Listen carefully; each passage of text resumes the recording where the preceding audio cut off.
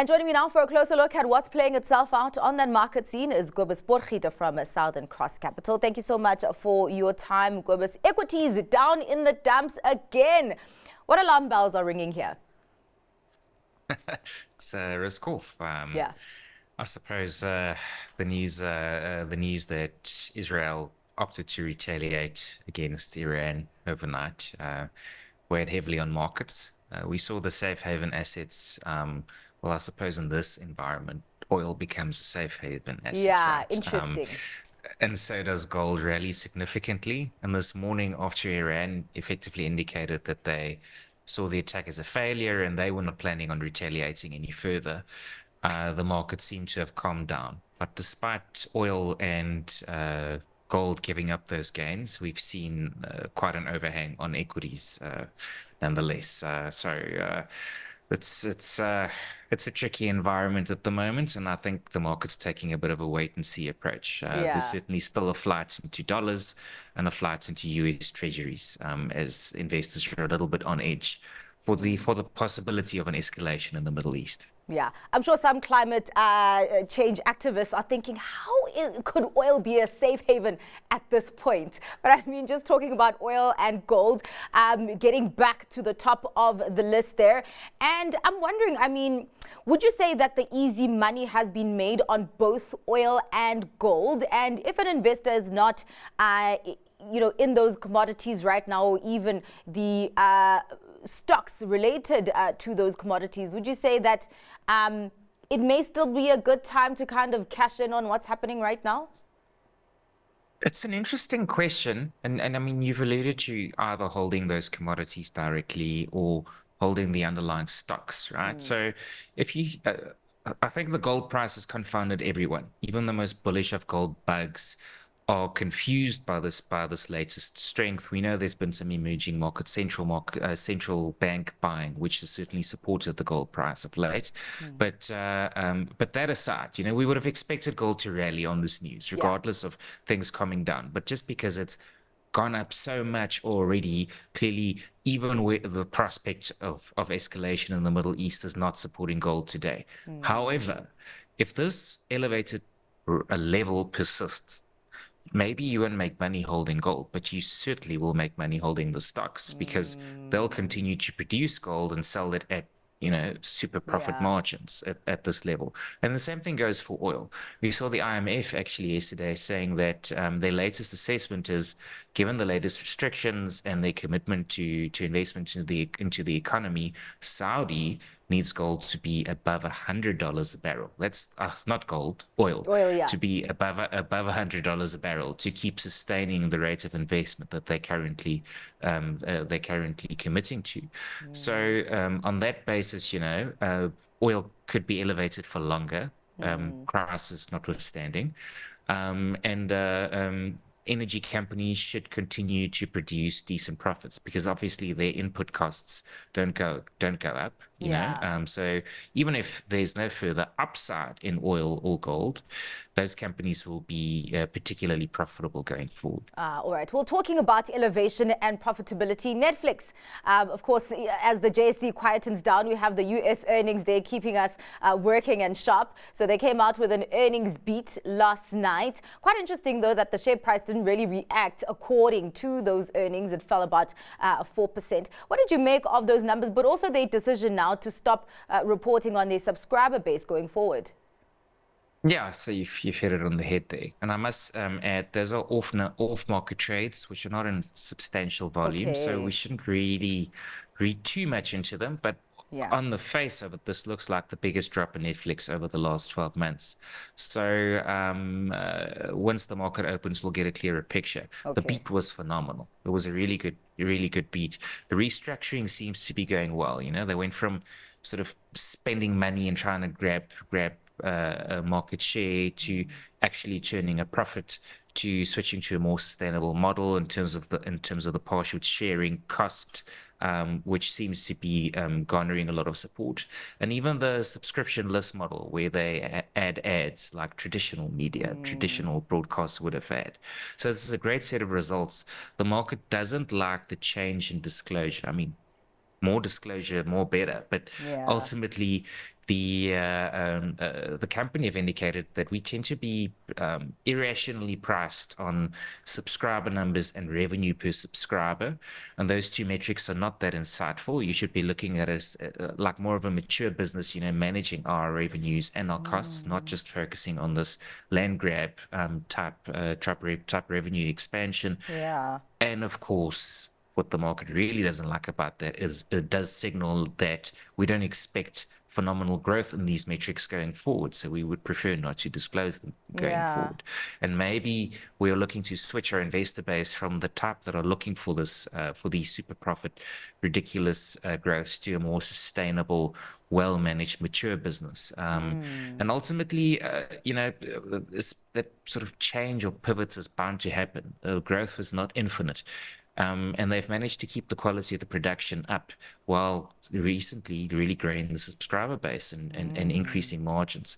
So from that perspective, it is a bit of a mixed bag. We're not looking for go-go growth, but as a management team, you would of course still be perfectly pleased with this performance, and perhaps it's time to transition into a more mature type market proposition. All right, thanks for that. Really, really interesting insights there on Netflix. Just before we go to the stock picks that have been picked by your peers, I just quickly want to check in on Old Mutual, because they did put out a sense today that the Prudential Authority has approved their establishment of a bank. How much of a catalyst for growth do you think this will be for Old Mutual? I'm not particularly bullish on the prospect. Just a few short years ago, Old Mutual claimed to create value by unbundling Nedbank, demonstrating very clearly, that the cost of capital associated with the bank and the reduction in ROEs that comes with owning a bank was a burden to the business, and they would be better off focusing on their core function, which was life. And suddenly now we're venturing into banking again. We're empire building again. We're just going to go through this rigmarole again. We're going to become highly integrated into this bank, use this bank to sell our products. I mean, you've done this before. You were highly integrated into Nedbank. You were using Nedbank to offload your products. Ultimately, you decided that was not a core investment. The cost of capital, the low ROEs were unattractive, and we should split these businesses up and let them focus.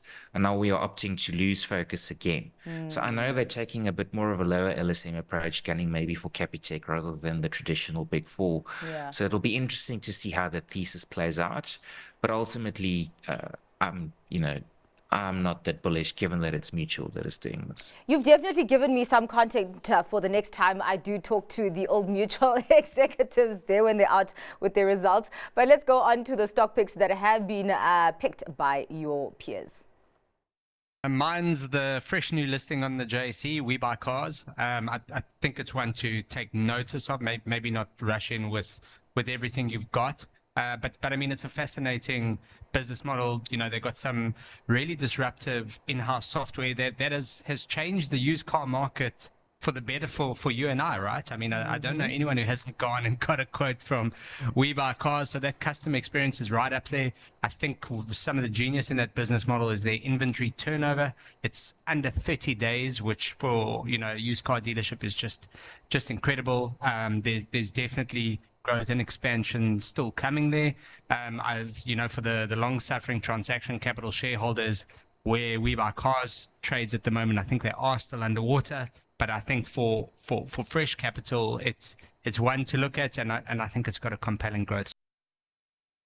Mine comes with a health warning. If it goes below 160 Rand, ignore what I'm saying. But it's Standard Bank, which, historic price earnings of 6 and a dividend historic of 6 is very cheap. Not that I would ever buy something just because it's cheap, but if you take a look at a technical picture, it's at a point where there's some support and it could turn from here.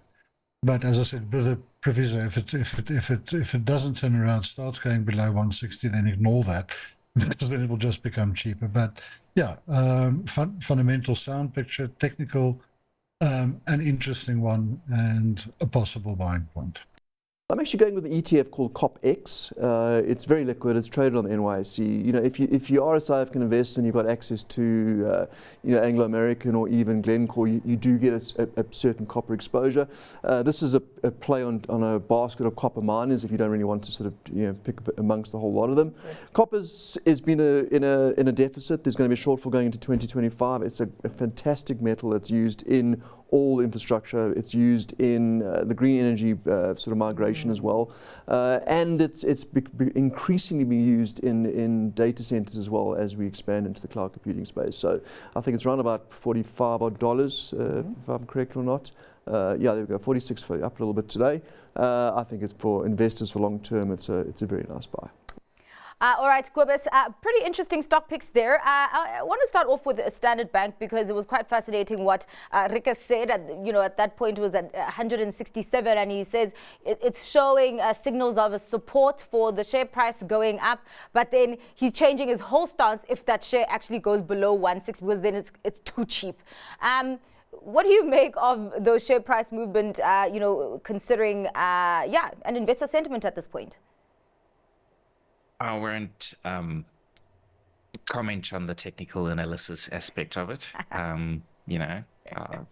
Maybe if it draws a squirrel, that's a bullish signal, right?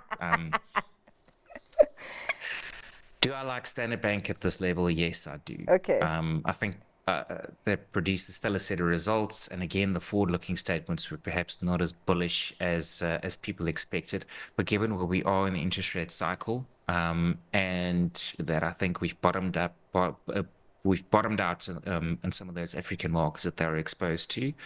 I still like the ticker a lot, and I think it's got substantial upside given how cheap it is and the enormous yield you're getting. It's a really nice hold. And this environment is bad for banking stocks ratings. So they're very cheap at the moment, and Standard Bank is one of my favorites. Yeah, all right. We buy cars. I was actually saying yesterday that graph is very confusing. But I mean, it's only because it's only been trading for a week. And it's still trading above 20 Rand. I mean, just the fact that it's still trading above 20 Rand, is that maybe a sign that this is actually, there's value in it? Well, the 20 Rand is more than 10% higher than what it was offered at in terms of the IPO to a limited number of subscribers. So, that's quite a bounce. It's quite a bit of market confidence. I like the business. I think perhaps it gets a little bit too much love from that sort of secular growth perspective, because the reality is the nature of the business is highly cyclical. And to some extent, transaction capital overpaid for WeBuyCars off the back of a stellar run where we had this funny situation where COVID and the supply chain issues put pressure on the new car market because of the scarcity that was introduced, and the used car market flourished. And here these guys go and pay on these expansive multiples, effectively, paying multiples on the higher end of the cycle. So the timing was a bit dubious, but ultimately, yes, I love the business case. I would prefer to see a set of results and get to know the business in isolation better as we go. And I think the short-term outlook is still a little bit suppressed, but yes, it's certainly a ticker we like, and certainly a business we are keeping an eye on. We do own a little. Because we thought pre-unbundling the sum of the parts transaction was worth more than what the market was demonstrating.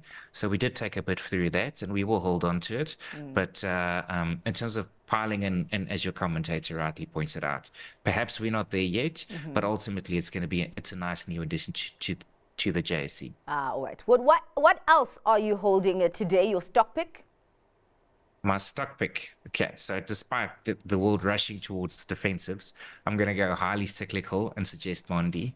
Mondi is something we consider a blue chip, and of late we've seen the corrugated paper prices just be under extreme pressure, and these are not sustainable levels. And we're starting to see that show up in terms of the shake-up in the underlying competition. and Mondi is still quite a low cost producer. So from that perspective, they are well positioned for market consolidation, and they participate, of course, in some of those deals. And as that capacity runs out, we expect prices to normalize and become more sustainable. And ultimately, once that happens, Mondi will be we're very well positioned to expand their profits. So we like the business, we like the management, and this does seem like quite a cheap entry point into what we consider one of the quality blue chip JSE tickers. All right. Well, thank you so much for your time and for your analysis today, Cobus. Appreciate it. That was your midday market update with Cobus Potgieter from Southern Cross Capital.